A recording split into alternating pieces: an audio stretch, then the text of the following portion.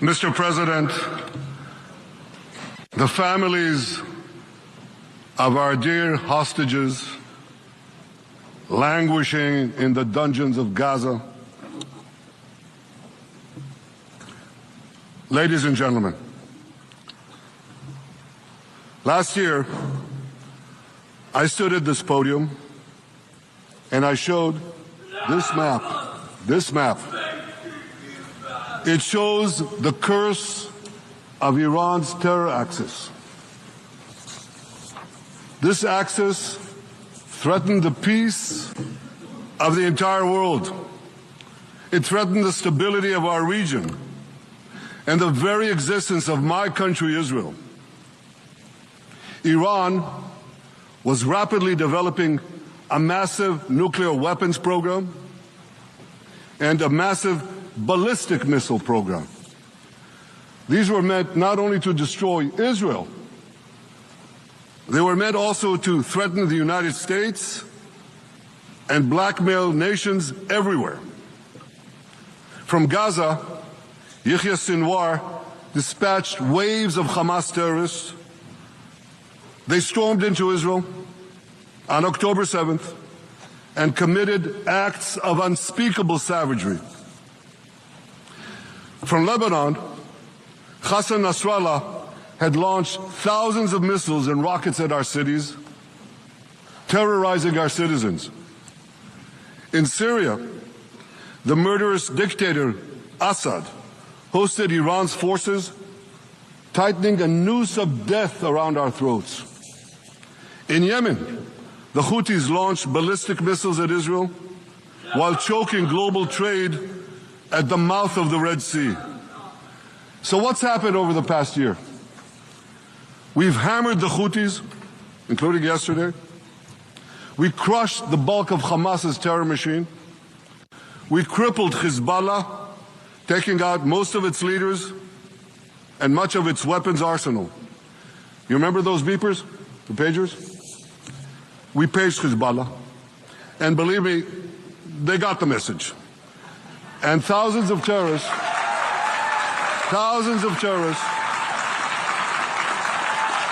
dropped to the ground. We destroyed Assad's armaments in Syria. We deterred Iran's Shiite militias in Iraq.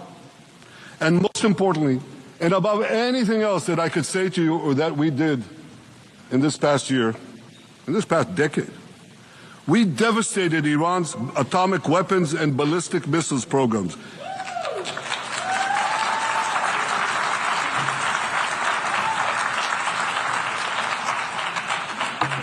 So here's where things stand today. Half the Houthi leadership in Yemen, gone. Yahya Sinwar in Gaza, gone. Hassan Nasrallah in Lebanon, gone. The Assad regime in Syria, gone. Those militias in Iraq, well, they're still deterred. And their leaders, if they attack Israel, will also be gone. And for Iran's top military commanders and its top atomic bomb scientists, well, they're gone too.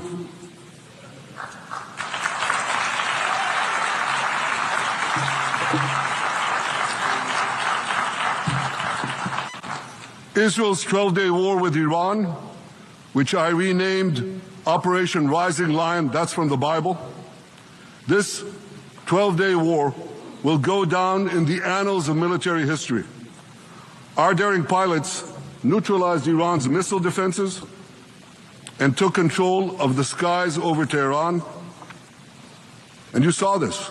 Israeli fighter pilots and American B-2 pilots bombed Iran's nuclear enrichment sites. I want to thank President Trump for his bold and decisive action.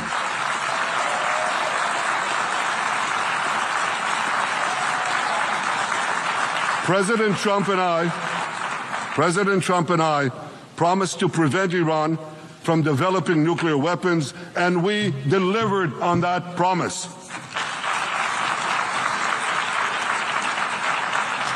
We removed an existential threat to Israel rather, and a mortal threat to the civilized world. We lifted a dark cloud that could have claimed millions and millions of lives. But, ladies and gentlemen, we must remain vigilant. We must remain absolutely clear-minded and vigilant. We must not allow Iran to rebuild its military nuclear capacities. Iran's stockpiles of enriched uranium, these stockpiles must be eliminated. And tomorrow, UN Security Council sanctions on Iran must be snapped back.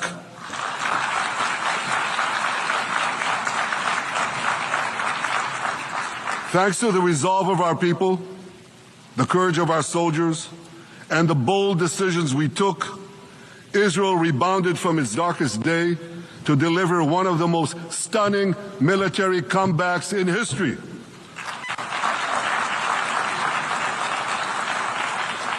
But we're not done yet. The final elements, the final remnants of Hamas are holed up in Gaza City. They vow to repeat the atrocities of October 7th again and again and again, no matter how diminished their forces. That is why Israel must finish the job. That is why we want to do so as fast as possible.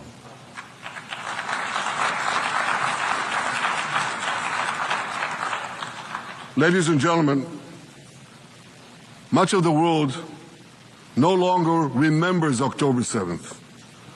But we remember. Israel remembers October 7th. On that day, well, I'll tell you, you can remember October 7th too. You see this large pin here? It's a QR code.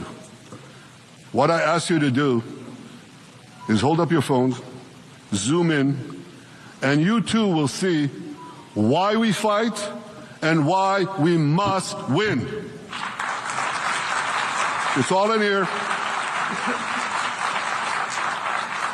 On October 7th, Hamas carried out the worst attack on Jews since the Holocaust. They slaughtered 1,200 innocent people, including over 40 Americans and foreign nationals from dozens of countries represented here. They beheaded men. They raped women. They burned babies alive. They burned babies alive in front of their parents. What monsters!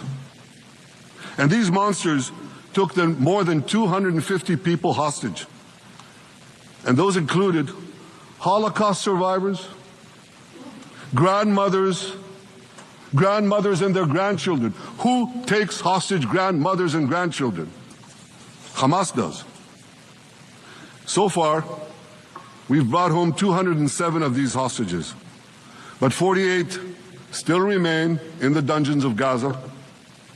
20 of them are alive, starved, tortured, deprived of any daylight, deprived of humanity.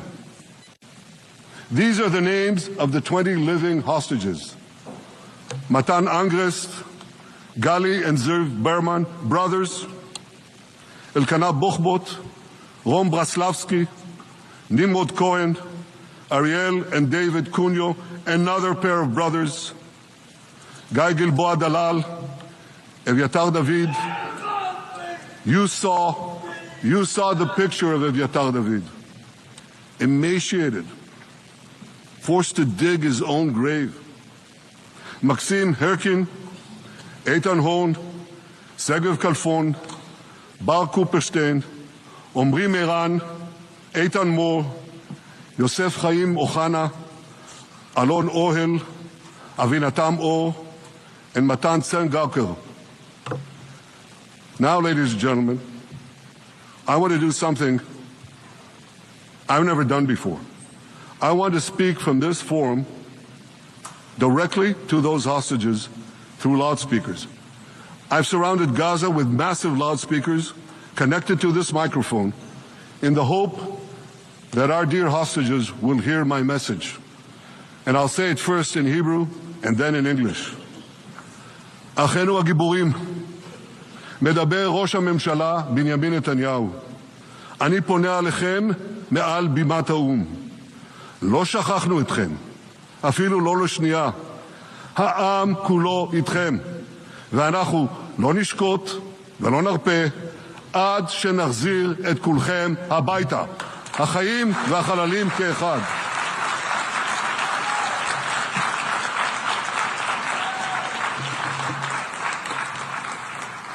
Our brave heroes. This is Prime Minister Netanyahu speaking to you live from the United Nations. We have not forgotten you, not even for a second. The people of Israel are with you. We will not falter and we will not rest until we bring all of you home.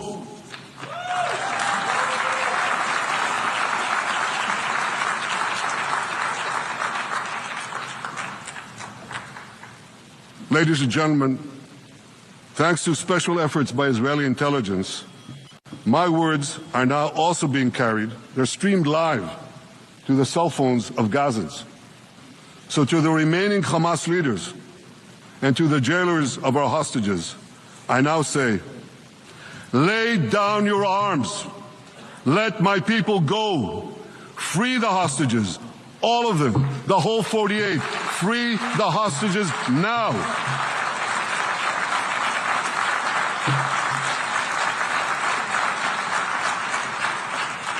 If you do, you will live. If you don't, Israel will hunt you down. Ladies and gentlemen, if Hamas agrees to our demands, the war could end right now. Gaza would be demilitarized, Israel would retain overriding security control, and a peaceful civilian authority would be established by Gazans and others committed to peace with Israel. And of course, you understand that the war in Gaza has affected every Israeli. But I'm sure there are people in New York or in London or in Melbourne and elsewhere who are probably thinking, what does all of this have to do with me? And the answer is everything. Because our enemies are your enemies. So let's do something else. So first at the UN, let's do a pop quiz. And raise your hand if you know the answer. Here's the first question. Who shouts death to America? Is it A, Iran, B, Hamas, C, Hezbollah, D, the Houthis, or E, all of the above? All of the above. Correct, all of the above. Second question. Who has murdered Americans and Europeans in cold blood? Is it A, Al-Qaeda, B, Hamas, C, Hezbollah, D, Iran, or E, all of the above? Again. So here's the point I wanted to make. Our enemies hate all of us with equal venom. They want to drag the modern world back to the past, to a dark age of violence, fanaticism, and terror.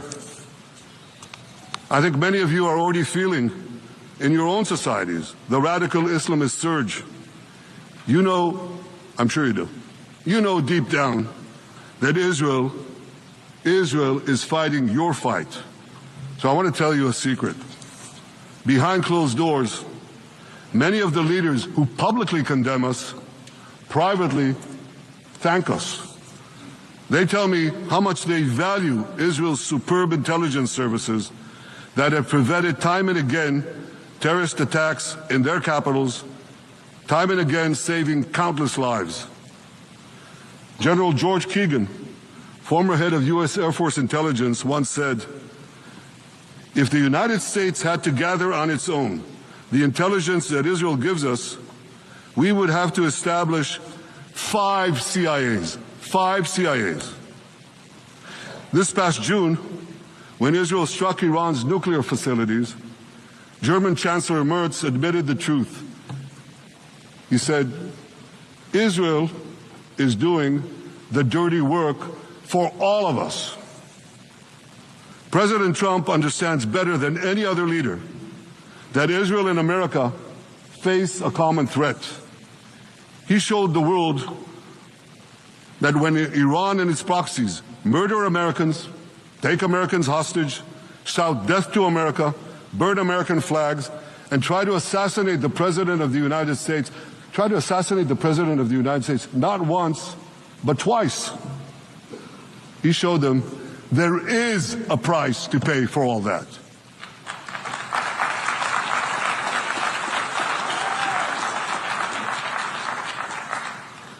But regrettably, many leaders who are represented in this hall, they send a very different message. Sure, in the days immediately following October 7th, many of them supported Israel. But that support quickly evaporated when Israel did what any self-respecting nation would do in the wake of such a savage attack. We fought back. Now just imagine, just sit back for a second and imagine an attack against America proportioned to the attack against Israel on October 7th.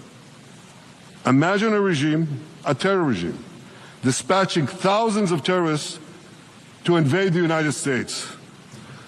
They massacre 40,000 Americans.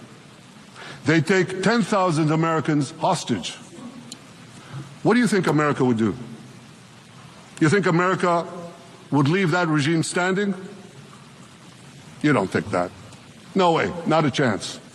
The United States would wipe out that terror regime and ensure that such savagery would never threaten America again. This is precisely what Israel is doing in Gaza. We're wiping out the terror regime of Hamas and ensuring that this savagery will never threaten Israel again. That's what we are doing. That's what any self-respecting government would do.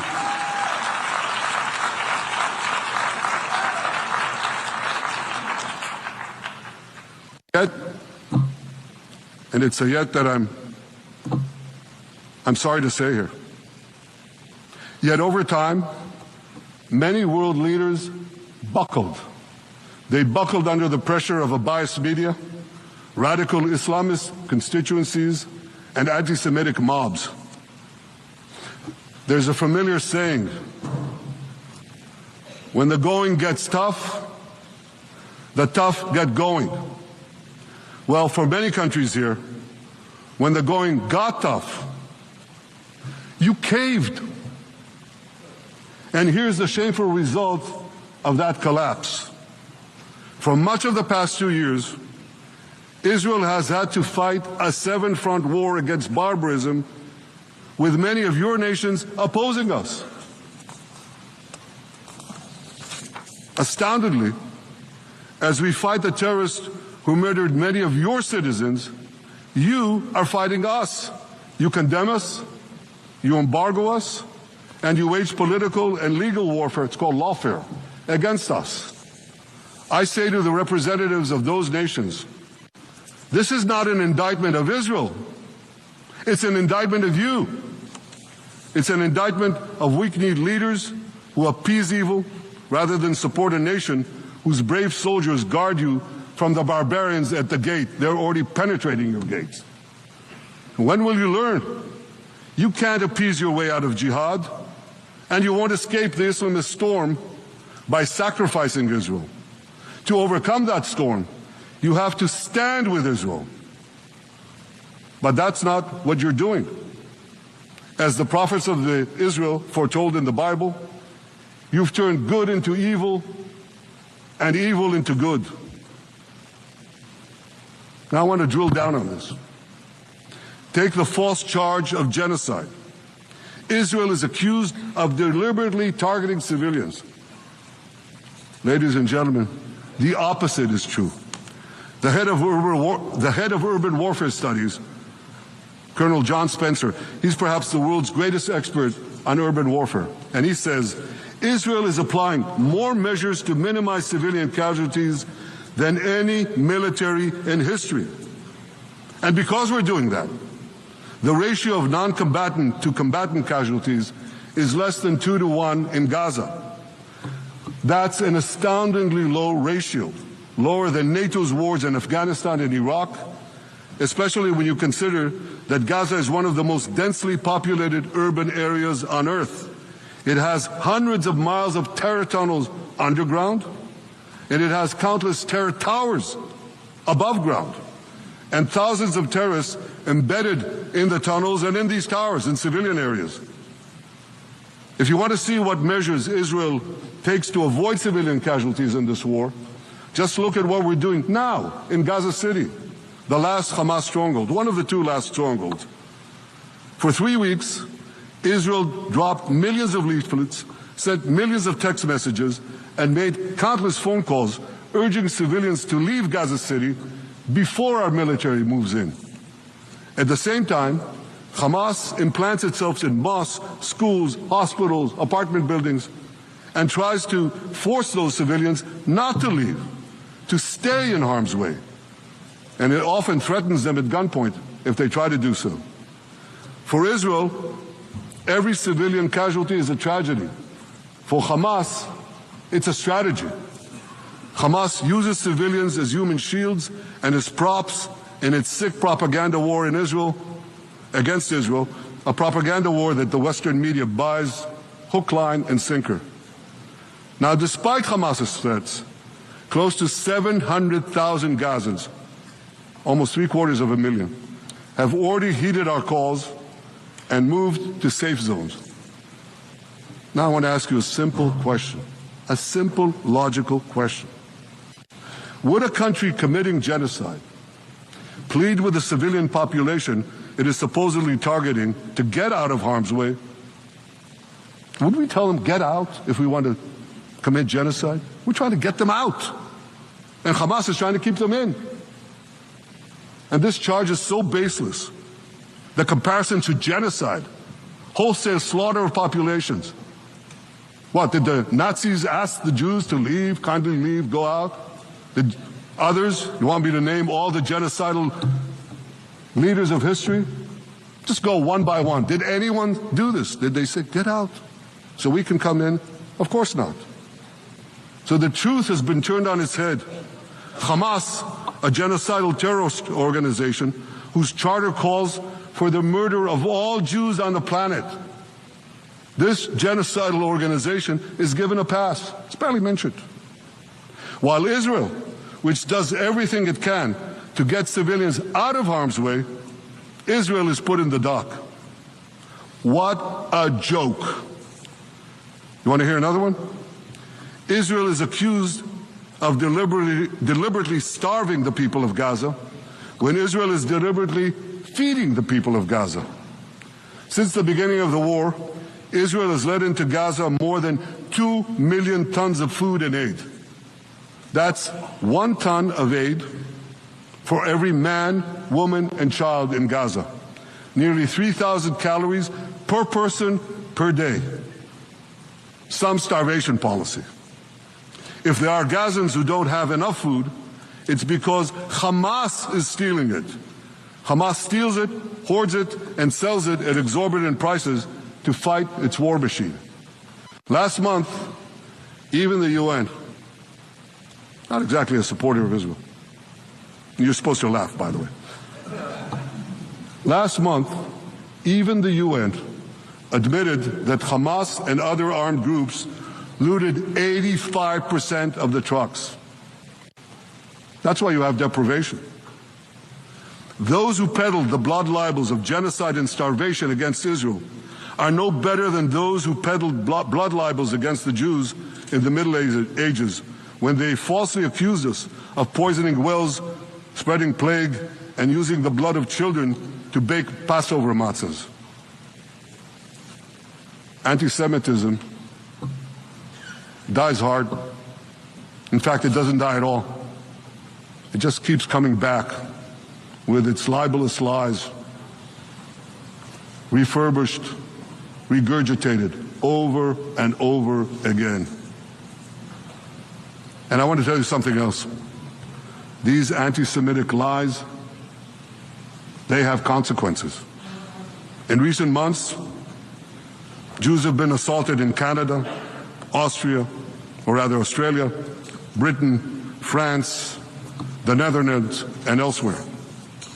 Here in America, an elderly Holocaust survivor was burned to death in Colorado. And a beautiful young couple from the Israeli embassy in Washington was brutally gunned down right in front of the Holocaust Museum there. Thankfully, President Trump's administration is forcefully fighting the scourge of anti-Semitism, and every government here should follow its lead. But instead, many do the opposite. They actually reward the worst anti-Semites on earth. This week, the leaders of France, Britain, Australia, Canada, and other countries unconditionally recognized a Palestinian state. They did so after the horrors committed by Hamas on October 7th. Horrors praised on that day by nearly 90% of the Palestinian population. And let me say that again. Nearly 90% of Palestinians supported the attack on October 7th. It's not supported only, they celebrated it. They danced on the rooftops. They threw candies. That's both in Gaza and in Judea, Samaria, the West Bank as you call it.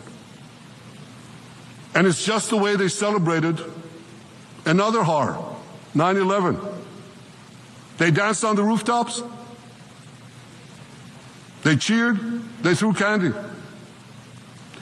You know what message the leaders who recognize the Palestinian state this week sent to the Palestinians? It's a very clear message. Murdering Jews pays off. Well, I have a message for these leaders. When the most savage terrorists on earth are effusively praising your decision, you didn't do something right. You did something wrong, horribly wrong. Your disgraceful decision will encourage terrorism against Jews and against innocent people everywhere. It will be a mark of shame on all of you. But wait a minute, Mr. Prime Minister, they tell me. Wait a minute. We believe in a two-state solution where the Jewish state of Israel will live side by side in peace with the Palestinian state. There's only one problem with that. The Palestinians, they don't believe in this solution. They never have. They don't want a state next to Israel. They want a Palestinian state instead of Israel. And that's why every time they were offered a Palestinian state, but were required to end the conflict with Israel and recognize the Jewish state, every time, over the decades, they turned it down. And that is why every time they were given territory, they used it to attack us. In fact, they effectively had a Palestinian state in Gaza. They attacked us time and time again. Totally unprovoked. They fired rockets into our cities. They murdered our children. They turned Gaza into a terror base from which they committed the October 7th massacre. So here's the uncomfortable truth. The persistent Palestinian rejection of a Jewish state in any boundary is what has driven this conflict for over a century. It is still driving it. It's not the absence of a Palestinian state. It's the presence and existence of a Jewish state. And I find it amazing that the foreign chancelleries and the ministries and all those who pontificate about this, and the leaders, how can they not see this basic truth when it is repeated again and again and again ad nauseum? And I want to say something else. This rejection of a Jewish state not only applies to Hamas, it also applies to the so-called moderate Palestinian Authority. You should know that the Palestinian authorities pays terrorists to slay Jews. The more Jews the terrorists slay, the more the Palestinian Authority pays. The Palestinian Authority names its government buildings, its public squares, its schools, after the mass murders of Jews, which they glorify as martyrs. They pay and glorify not just the killer of Jews, but also killers of Christians. Christians like Taylor Force, an American veteran who was brutally murdered in Israel by Palestinian terrorists. But, that I hear from the Western leaders. They tell me, the PA promised us it will reform. And I know this time, Prime Minister, it will be different. Yeah, right. We've heard these promises for decades. They always promise. They never deliver. Because you see, the Palestinian Authority is corrupt to the core. They haven't held elections in 20 years. They use the same textbooks as Hamas, exactly the same textbooks. They teach their children to hate Jews and destroy the Jewish state.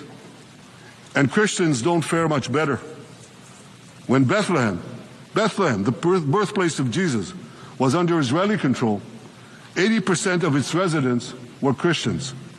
But since the PA took control, that number has dwindled to under 20%. These are the people you want to give a state to? What you're doing is giving the ultimate reward to intolerant fanatics who perpetrated and supported the October 7th massacre.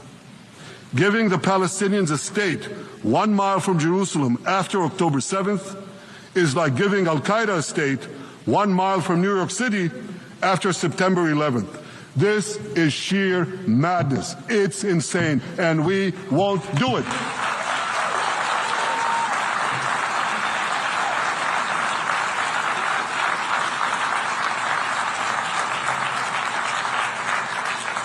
So here's another message to those Western leaders. Israel will not allow you to shove a terror state down our throats. We will not commit national suicide because you don't have the guts to face down a hostile media and anti-Semitic mobs demanding Israel's blood. And I want you to grasp something else, which is also distorted in the media. I say this not only in my name or the name of my government, but on behalf of all the people of Israel. Last year there was a vote in the Knesset, our parliament, whether or not to oppose the imposition of a Palestinian state. You want to guess what the results were? Out of 120 members of our parliament, 99 voted against and only 9 supported. That's over 90%. It's not a fringe group. It's not the prime minister who himself is extreme or he's held hostage by extreme parties to his right. It's over 90% of Israelis. My opposition to a Palestinian state is not simply my policies or my government's policy. It's the policy of the state and people of the state of Israel.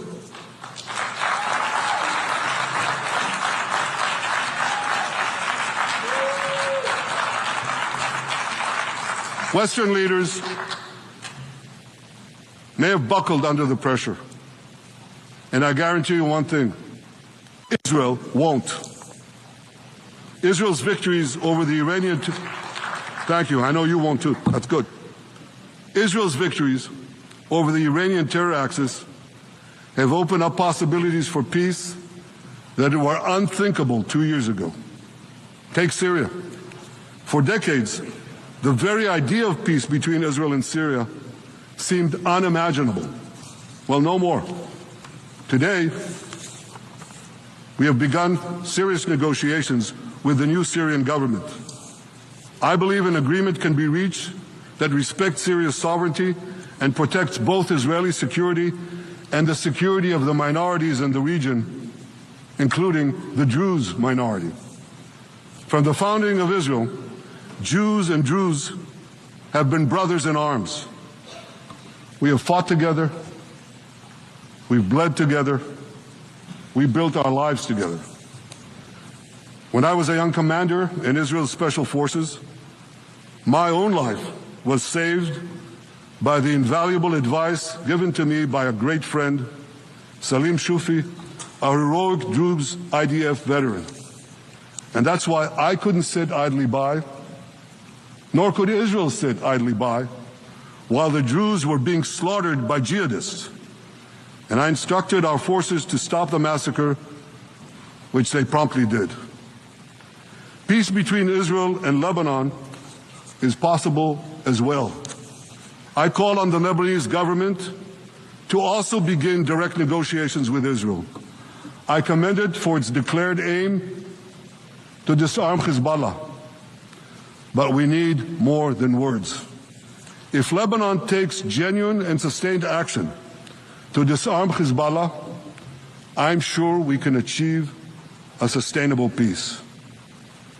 Of course, until that happens, we will take whatever action we need to defend ourselves and to maintain the conditions of the ceasefire which was established in Lebanon.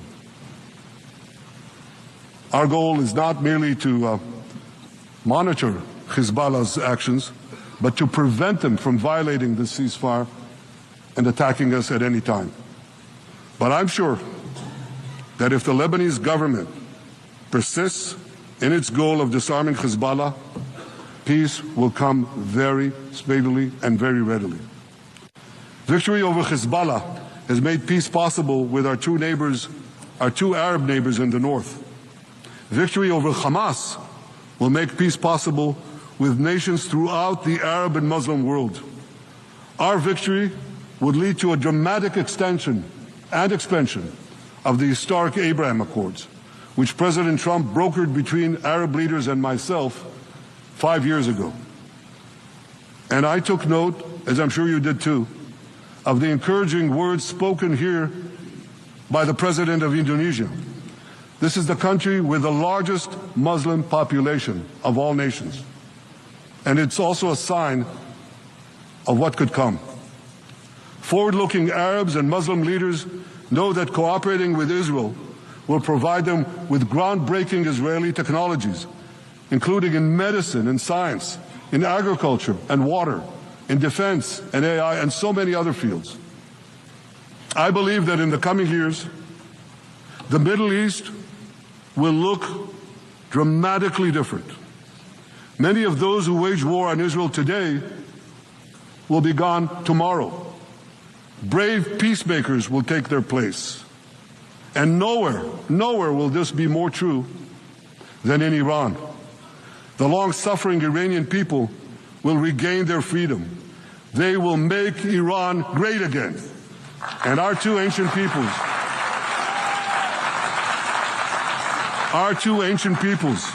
the people of Israel and the people of Iran, will restore a friendship that will benefit the entire world. Ladies and gentlemen, the horrors that happened on one dark day, October 7th, those horrors happened countless times during the centuries of my people's exiles among the nations. Jewish blood was cheap. Jews were killed with impunity. We had to beg others to defend us. The rise of Israel did not mean that the attempts to destroy us would end. It meant that we could fight back against those attempts. And that is exactly what Israel has done since October 7th. Our sons and daughters fought like lions. Our brave soldiers donned their uniforms and rushed into battle. They were armed with the dreams of the 100 generations of Jews who came before them. The dream of living as a free people in the land of Israel, our beloved homeland for more than 3,000 years. The dreams of living in our own independent state. The dream of having an army to defend ourselves. And the dream of being a light unto the nations, a beacon of progress, ingenuity, innovation, for the benefit of all humanity. On October 7th, the enemies of Israel tried to extinguish that light. 2 years later, the resolve of Israel and the strength of Israel burned brighter than ever. With God's help, that strength and that resolve would lead us to a speedy victory and to a brilliant future of prosperity and peace. Thank you very much.